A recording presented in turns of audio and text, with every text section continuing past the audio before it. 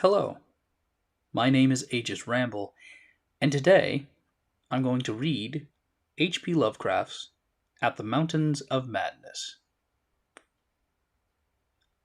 Chapter 1. I am forced into speech because men of science have refused to follow my advice without knowing why.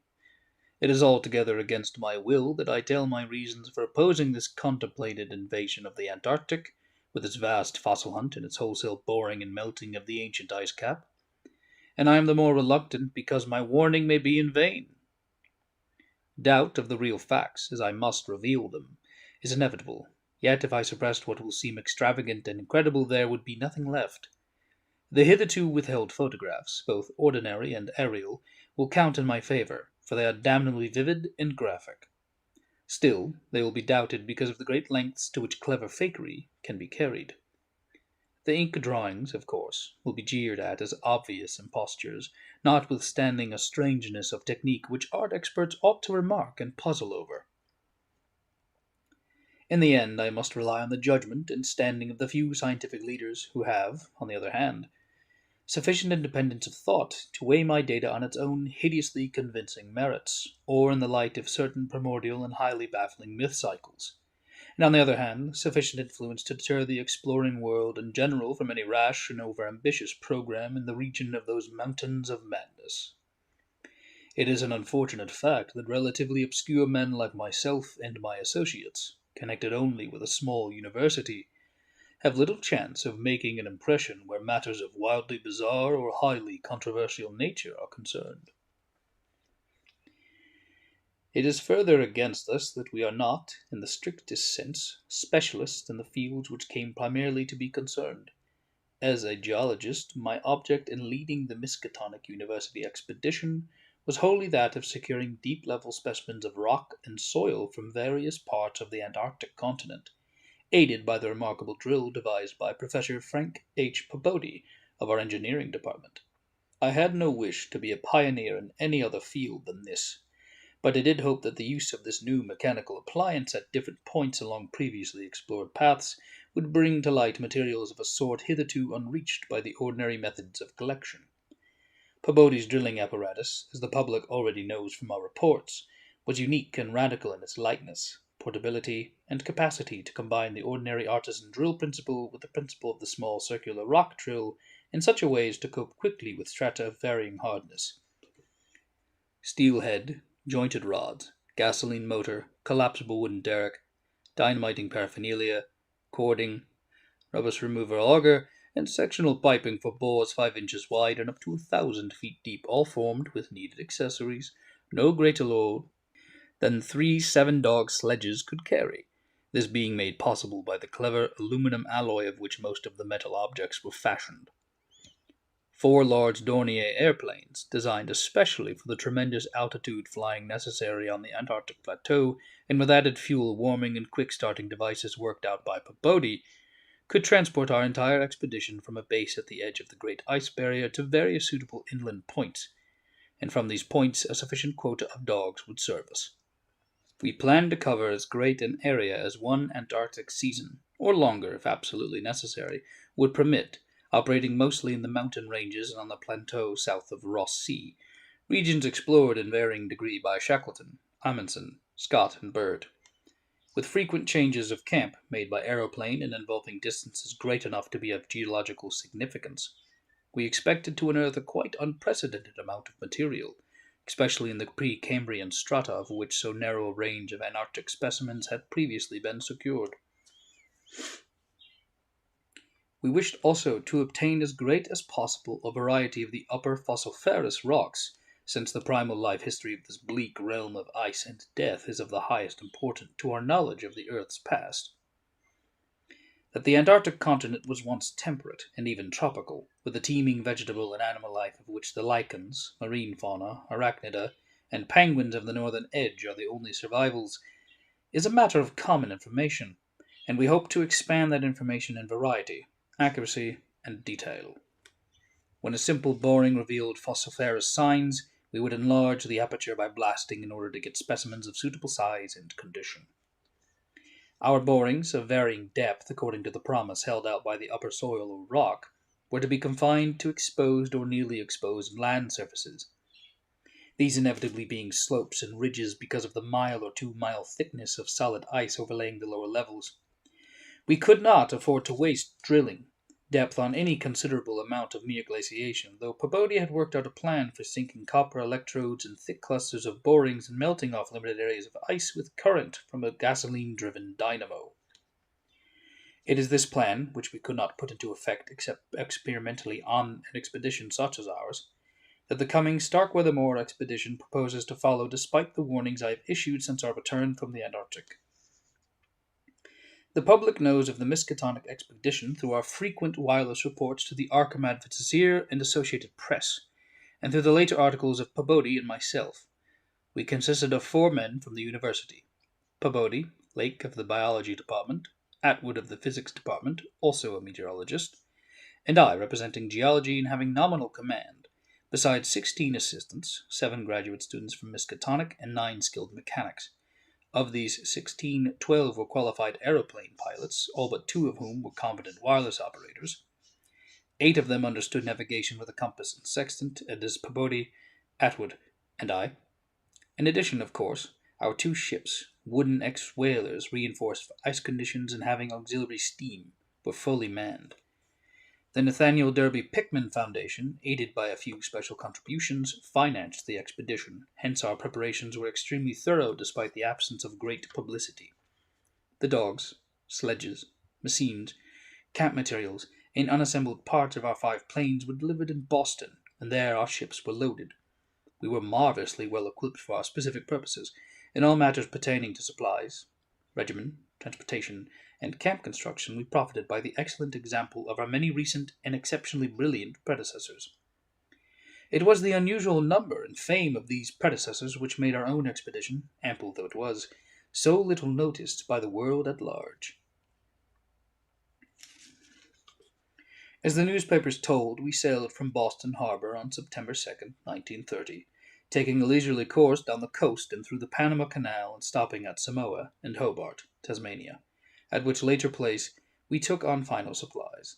None of our exploring party had ever been in the polar regions before, hence we all relied greatly on our ship captains, J.B. Douglas commanding the brig Arkham and serving as commander of the sea party, and George Thorfinson commanding the bark Miskatonic, both veteran whalers in Arctic waters. As we left the inhabited world behind, the sun sank lower and lower in the north and stayed longer and longer above the horizon each day. At about 62 degrees south latitude we sighted our first icebergs, table-like objects with vertical sides, and just before reaching the Antarctic Circle, which we crossed on October 20th with appropriately quaint ceremonies, we were considerably troubled with field ice. The falling temperature bothered me considerably after our long voyage through the tropics, but I tried to brace up for the worst rigors to come. On many occasions the curious atmospheric effects enchanted me vastly, these including a strikingly vivid mirage, the first I had ever seen, in which distant bergs became the battlements of unimaginable cosmic castles. Pushing through the ice, which was fortunately neither extensive nor thickly packed, we regained open water at south latitude 67, east longitude 170 degrees.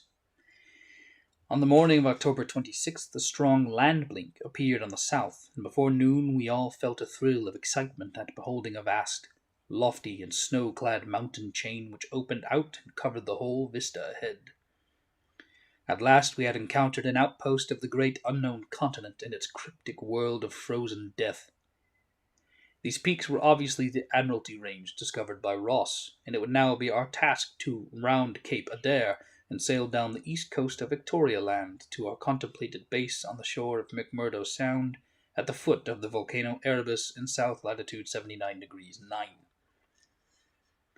The last lap of the voyage was vivid and fancy-stirring, great barren peaks of mystery looming up constantly against the west as the low northern sun of noon or the still lower horizon grazing southern sun of midnight poured its hazy reddish rays over the white snow, bluish ice and water lanes and black bits of exposed granite slope. Through the desolate summits swept raging, intermittent gusts of the terrible Antarctic wind, whose cadences sometimes held vague suggestions of a wild and half-sentient musical piping, with notes extending over a wide range, and which for some subconscious mnemonic reason seemed to me disquieting and even dimly terrible. Something about the scene reminded me of the strange and disturbing Asian paintings of Nicholas Roerich, and of the still stranger and more disturbing descriptions of the evilly fabled plateau of Lang, which occur in the dreaded Necronomicon of the mad Arab Abdul al-Hazred. I was rather sorry, later on, that I had ever looked into that monstrous book at the college library. On the 7th of November, sight of the westward range having been temporarily lost, we passed Franklin Island, and the next day descried the cones of Mount Erebus and Terror on Ross Island ahead, with the long line of the Perry Mountains beyond. There now stretched off to the east the low, white line of the Great Ice Barrier, rising perpendicularly to a height of 200 feet like the rocky cliffs of Quebec, and marking the end of southward navigation. In the afternoon we entered McMurdo Sound and stood off the coast in the lee of smoking Mount Erebus. Roerich Peak towered up some 12,700 feet against the eastern sky, like a Japanese print of the sacred Fujiyama, while behind it rose the white, ghost-like height of Mount Terror, 10,900 feet in altitude, and now extinct as a volcano. Puffs of smoke from Erebus came intermittently, and one of the graduate assistants, a brilliant young fellow named Danforth, pointed out what looked like lava on the snowy slope,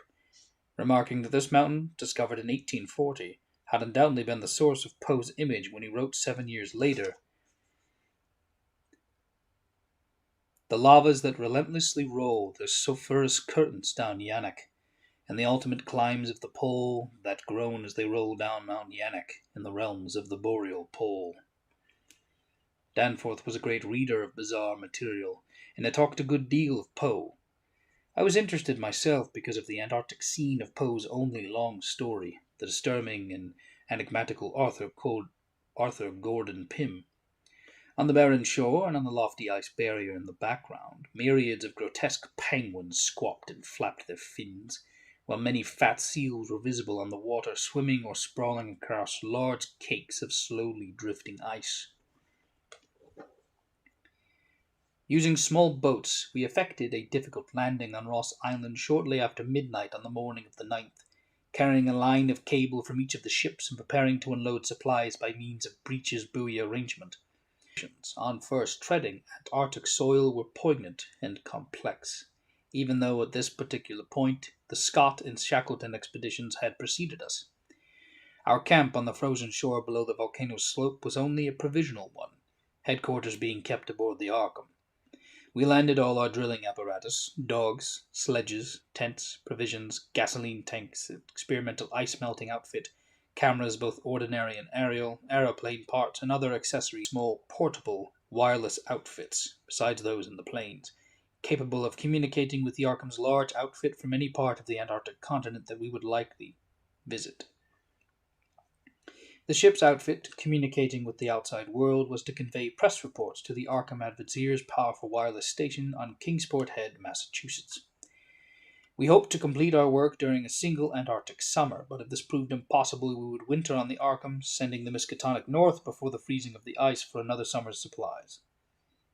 I need not repeat what the newspapers have already published about our early work, of our ascent of Mount Erebus, our successful mineral borings at several points on Ross Island, and the singular speed with which Peabody's apparatus accomplished them, even through solid rock layers, our provisional test of the small ice-melting equipment, our perilous ascent of the Great Barrier with sledges and supplies, and our final assembling of 5 huge aeroplanes at the top. The health of our land party, 20 men and 55 Alaskan sledge dogs, was remarkable, though of course we had so far encountered no really destructive temperatures or windstorms. For the most part, the thermometer varied between 0 and 20 degrees or 25 degrees above, and our experience with New England winters had accustomed us to the rigors of this sort. The barrier camp was semi-permanent, and destined to be a storage cache for gasoline, provisions, dynamite, and other supplies. Only 4 of our planes were needed to carry the actual exploring material, the 5th being left with a pilot and 2 men from the ships at the storage cache to form a means of reaching us from the Arkham in case all our exploring planes were lost. Later, when not using all the other planes for moving apparatus, We would employ one or two in a shuttle transportation service between this cache and other permanent base on the Great Plateau from 600 to 700 miles southward, beyond Beardmore Glacier. Despite the almost unanimous accounts of appalling winds and tempests that pour down from the plateau, we determined to dispense with intermediate bases, taking our chances in the interest of economy and probable efficiency. Wireless reports have spoken of the breathtaking 4-hour non-stop flight of our squadron on November 21st over the lofty shelf ice, with vast peaks rising on the west and the unfathomed silences echoing to the sound of our engines. Wind troubled us only moderately, and our radio compasses helped us through the one opaque fog we encountered. When the vast rise loomed ahead between latitudes 83 degrees and 84 degrees, we knew we had reached Beardmore Glacier, the largest valley glacier in the world, and that the frozen sea was now giving place to a frowning and mountainous coastline. At last we were truly entering the white, eon-dead world of the ultimate south, and even as we realized it, we sank the peak of Mount Nansen in the distance, towering up to its height of almost 15,000 feet. The successful establishment of the southern base above the glacier on latitude 86 degrees 7, east longitude 174 degrees 23, and the phenomenally rapid and effective borings and blastings made at various points reached by our sledge trips and short aeroplane flights, are matters of history, as is the arduous and triumphant ascent of Mount Nansen by Peabody and two of the graduate students, Gedney and Carroll, on December 13th to the 15th. We were some 8,500 feet above sea level, and when experimental drillings revealed solid ground only 12 feet down through the snow and ice at certain points, we made considerable use of the small melting apparatus and sunk bores and performed dynamiting at many places where no previous explorer had ever thought of securing mineral specimens. The Precambrian granites and beacon sandstones thus obtained confirmed our belief that this plateau was homogeneous with the great bulk of the continent to the west, but somewhat different from the parts lying eastward below South America, which we then thought to form a separate and smaller continent divided from the larger one by a frozen junction of Ross and Weddell seas, though Beard has since disproved the hypothesis. In certain of the sandstones, dynamited and chiseled after boring revealed their nature, we found some highly interesting fossil markings and fragments, notably ferns, seaweeds, trilobites, crinoids, and such mollusks as linguinae and gastropods, all of which seemed of real significance in connection with the region's primordial history. There was also a queer triangular striated marking about a foot in greatest diameter, which Lake pieced together from 3 fragments of slate brought up from a deep blasted aperture. The fragments came from a point to the westward, near the Queen Alexandra Range, and Lake, as a biologist, seemed to find their curious marking unusually puzzling and provocative, though to my geological eye it looked not unlike some of the ripple effects reasonably common in the sedimentary rocks. It would dissolve into a gold, silver, and scarlet land of Dunsanian dreams, and adventurous expectancy under the magic of the low midnight sun. On cloudy days we had considerable trouble in flying, owing to the tendency of snowy earth and sky to merge into one mystical opalescent void with no visible horizon to mark the junction of the two. At length we resolved to carry out our original plan of flying 500 miles eastward with all 4 exploring planes, and establishing a fresh subbase at a point which would probably be on the smaller continental division, as we mistakenly conceived it. Geological specimens obtained there would be desirable for our purposes of comparison. Our health so far had remained excellent, lime juice well offsetting the steady diet of tinned and salted food, and temperatures generally above zero enabling us to do without our thickest furs. It was now midsummer, and with haste and care we might be able to conclude work by March and avoid a tedious wintering through the long Antarctic night. Several savage windstorms had burst upon us from the west, but we had escaped damage through the skill of Atwood in devising rudimentary aeroplane shelters in windbreaks of heavy snow blocks, and reinforcing the principal camp buildings with snow. Our good luck and efficiency had indeed been almost uncanny. The outside world knew, of course, of our program, and was told also of Lake's strange and dogged insistence on a westward, or rather northwestward, prospecting trip before our radical shift to the new base.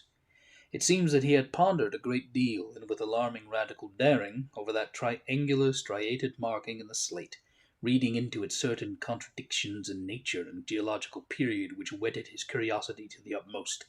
and made him avid to sink more borings and blasting in the west-stretching formation to which the exhumed fragments evidently belonged. We were sternly convinced that the markings was the print of some bulky, unknown, and radically unclassified organism of considerably advanced evolution, notwithstanding that the rock which bore it was of so vastly ancient a date, Cambrian if not actually pre-Cambrian, as to preclude the probable existence not only of all highly evolved life,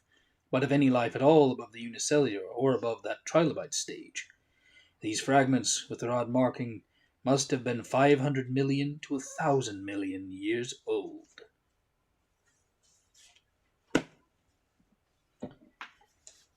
Thank you very kindly for listening. I will be sure to post more chapters soon. Have a good day. Love y'all and return the love.